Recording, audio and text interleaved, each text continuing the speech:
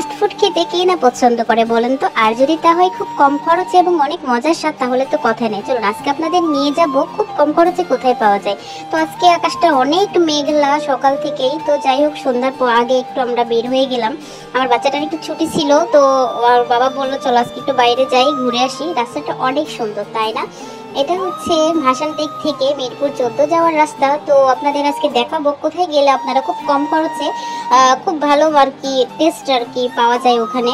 তো আমরা মিরপুর 14 থেকে একটু সামনে যেতে হয়, শহীদ স্মৃতি পুলিশ স্কুল একটা আছে, ওর সামনে এই যে দেখেন মেট্রো শপিং কমপ্লেক্স যে লেখাটা আছে, এর অপোজিটে রাস্তা আছে চায়না গলি নামে। এখানে গেলেই এখানে দেখবেন বিভিন্ন অনেকেরই আর কি ফাস্টফুডের দোকান আছে। তো আমি যে এখন যে দোকানটা দেখাচ্ছি এটাতে আর কি আমরা বেশিরভাগ খাই ওয়েজেস, আর এটা বার্গারটা এদের এটা আসলে অনেক টেস্টি হয়।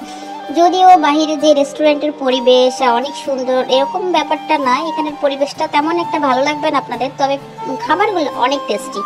যদি টেস্ট চান তাহলে পরিবেশ থেকে লাভ নাই। আমরা শুধু খাবারের টেস্টের জন্য সেই ভাসানটেক দেওয়ানপাড়া থেকে কত দূরে যাই খাবারের জন্য। অনেক জায়গায় টেস্ট করে দেখেছি, খাবার অতটা ভালো লাগেনি, স্বাদ লাগেনি, যার কারণে কিন্তু আমরা এখান থেকে যাই অত দূর যে খেয়ে আসি। কারণ আমাদের খুবই পছন্দের ওয়েজেস এবং বার্গারটা আবার ছোট বড় মেয়েটার খুব পছন্দের, তো আমরা এত দূর থেকে যাই। আপনারা চাইলে যেতে পারেন, এখানে ফাস্টফুড অনেক দোকান আছে যেখান থেকে মন চাই খেতে পারেন। খাবারের টেস্টগুলো আসলেই ভালো, যে মানে বলার মতো না। এখানে যে শুধু এইগুলাই পাওয়া যায় তার, এখানে কিন্তু আপনারা অনেক ধরনের ড্রিঙ্কসও পাবেন।